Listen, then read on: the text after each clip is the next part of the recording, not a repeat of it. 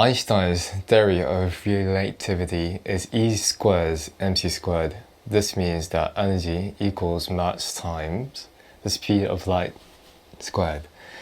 The Pythagorean equation is that a squared plus b squared equals c squared.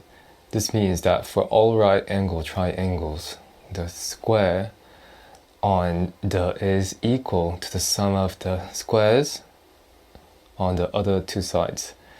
Pi is a circumference divided by the diameter of any circle.